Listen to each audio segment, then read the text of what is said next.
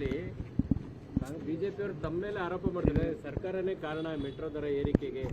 ನೋಡಿ, ನಂದು ಹೆಂಗೆ ಕಾರಣ ಆಗ ಸಾಧ್ಯ?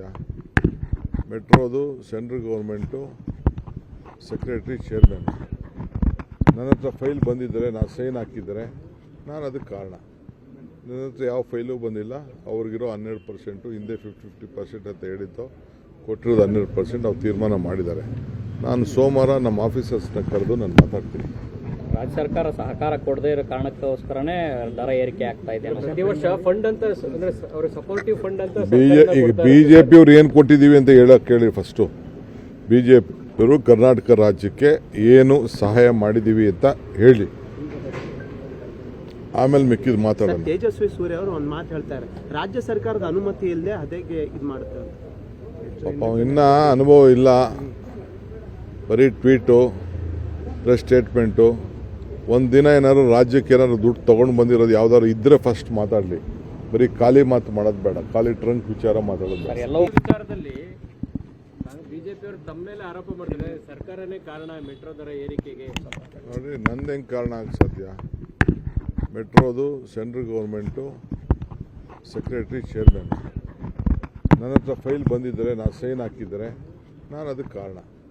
ನನ್ನ ಹತ್ರ ಯಾವ ಫೈಲು ಬಂದಿಲ್ಲ. ಅವ್ರಿಗಿರೋ 12%, ಹಿಂದೆ 50% ಅಂತ ಹೇಳಿದ್ದು, ಕೊಟ್ಟಿರೋದು 12%. ಅವ್ರು ತೀರ್ಮಾನ ಮಾಡಿದ್ದಾರೆ. ನಾನು ಸೋಮವಾರ ನಮ್ಮ ಆಫೀಸರ್ಸ್ನ ಕರೆದು ನಾನು ಮಾತಾಡ್ತೀನಿ. ರಾಜ್ಯ ಸರ್ಕಾರ ಸಹಕಾರ ಕೊಡದೇ ಇರೋ ಕಾರಣಕ್ಕೋಸ್ಕರನೇ ದರ ಏರಿಕೆ ಆಗ್ತಾ ಇದೆ. ಪ್ರತಿ ವರ್ಷ ಫಂಡ್ ಅಂತ ಅಂದ್ರೆ ಅವ್ರ ಸಪೋರ್ಟಿವ್ ಫಂಡ್ ಅಂತ ಈಗ ಬಿಜೆಪಿ ಅವ್ರು ಏನು ಕೊಟ್ಟಿದ್ದೀವಿ ಅಂತ ಹೇಳಕ್ ಕೇಳಿ. ಫಸ್ಟು ಬಿಜೆಪಿ ಅವರು ಕರ್ನಾಟಕ ರಾಜ್ಯಕ್ಕೆ ಏನು ಸಹಾಯ ಮಾಡಿದ್ದೀವಿ ಅಂತ ಹೇಳಿ, ಆಮೇಲೆ ಮಿಕ್ಕಿದ್ ಮಾತಾಡೋಣ. ತೇಜಸ್ವಿ ಸೂರ್ಯ ಅವರು ಒಂದು ಮಾತು ಹೇಳ್ತಾರೆ, ರಾಜ್ಯ ಸರ್ಕಾರದ ಅನುಮತಿ ಇಲ್ಲದೆ ಅದೇಗೆ ಇದು ಮಾಡ್ತಾರೆ. ಪಾಪ ಇನ್ನೂ ಅನುಭವ ಇಲ್ಲ, ಬರೀ ಟ್ವೀಟು, ಪ್ರೆಸ್ ಸ್ಟೇಟ್ಮೆಂಟು. ಒಂದು ದಿನ ಏನಾದ್ರು ರಾಜ್ಯಕ್ಕೆ ಏನಾದ್ರು ದುಡ್ಡು ತೊಗೊಂಡು ಬಂದಿರೋದು ಯಾವ್ದಾದ್ರು ಇದ್ದರೆ ಫಸ್ಟ್ ಮಾತಾಡಲಿ.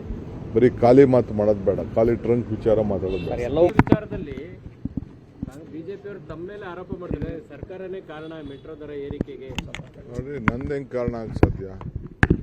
ಮೆಟ್ರೋದು ಸೆಂಟ್ರಲ್ ಗೌರ್ಮೆಂಟು ಸೆಕ್ರೆಟರಿ ಚೇರ್ಮನ್ ನನ್ನ ಹತ್ರ ಫೈಲ್ ಬಂದಿದ್ದರೆ, ನಾನು ಸೈನ್ ಹಾಕಿದ್ದಾರೆ, ನಾನು ಅದಕ್ಕೆ ಕಾರಣ. ನನ್ನ ಹತ್ರ ಯಾವ ಫೈಲು ಬಂದಿಲ್ಲ. ಅವ್ರಿಗಿರೋ 12%, ಹಿಂದೆ 50% ಅಂತ ಹೇಳಿದ್ದು, ಕೊಟ್ಟಿರೋದು 12%. ಅವ್ರು ತೀರ್ಮಾನ ಮಾಡಿದ್ದಾರೆ. ನಾನು ಸೋಮವಾರ ನಮ್ಮ ಆಫೀಸರ್ಸ್ನ ಕರೆದು ನಾನು ಮಾತಾಡ್ತೀನಿ. ರಾಜ್ಯ ಸರ್ಕಾರ ಸಹಕಾರ ಕೊಡದೇ ಇರೋ ಕಾರಣಕ್ಕೋಸ್ಕರನೇ ದರ ಏರಿಕೆ ಆಗ್ತಾ ಇದೆ. ಪ್ರತಿ ವರ್ಷ ಫಂಡ್ ಅಂತ ಅಂದ್ರೆ ಅವ್ರ ಸಪೋರ್ಟಿವ್ ಫಂಡ್ ಅಂತ ಈಗ ಬಿಜೆಪಿ ಅವ್ರು ಏನು ಕೊಟ್ಟಿದ್ದೀವಿ ಅಂತ ಹೇಳಕ್ ಕೇಳಿ. ಫಸ್ಟು ಬಿಜೆಪಿ ಅವರು ಕರ್ನಾಟಕ ರಾಜ್ಯಕ್ಕೆ ಏನು ಸಹಾಯ ಮಾಡಿದ್ದೀವಿ ಅಂತ ಹೇಳಿ, ಆಮೇಲೆ ಮಿಕ್ಕಿದ್ ಮಾತಾಡೋಣ. ತೇಜಸ್ವಿ ಸೂರ್ಯ ಅವರು ಒಂದು ಮಾತು ಹೇಳ್ತಾರೆ, ರಾಜ್ಯ ಸರ್ಕಾರದ ಅನುಮತಿ ಇಲ್ಲದೆ ಅದೇಗೆ ಇದು ಮಾಡ್ತಾರೆ.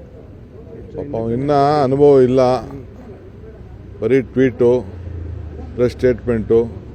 ಒಂದು ದಿನ ಏನಾದ್ರು ರಾಜ್ಯಕ್ಕೆ ಏನಾದ್ರು ದುಡ್ಡು ತೊಗೊಂಡು ಬಂದಿರೋದು ಯಾವ್ದಾದ್ರು ಇದ್ದರೆ ಫಸ್ಟ್ ಮಾತಾಡಲಿ. ಬರೀ ಖಾಲಿ ಮಾತು ಮಾಡೋದು ಬೇಡ, ಖಾಲಿ ಟ್ರಂಕ್ ವಿಚಾರ ಮಾತಾಡೋದು ಬೇಡ. ನಿರ್ಭೀತ, ನಿಷ್ಪಕ್ಷಪಾತ, ವಿಶ್ವಾಸಾರ್ಹ ಸುದ್ದಿಗಳಿಗೆ ಮತ್ತೊಂದು ಹೆಸರಾಗಿರುವಂತ News18 ಕನ್ನಡ ಈಗ ಆಪ್ನಲ್ಲೂ ಲಭ್ಯವಿದೆ. ದಯವಿಟ್ಟು ಇಲ್ಲಿರುವಂತ QR ಕೋಡ್ ಸ್ಕ್ಯಾನ್ ಮಾಡಿಕೊಂಡು ಆಪ್ ಡೌನ್ಲೋಡ್ ಮಾಡೋದಕ್ಕೆ ಮರಿಬೇಡಿ. ನಿಮ್ಮ ಬೆಂಬಲ ಹೀಗೆ ಸದಾ ನಮ್ಮೊಂದಿಗಿರಲಿ. ಧನ್ಯವಾದ.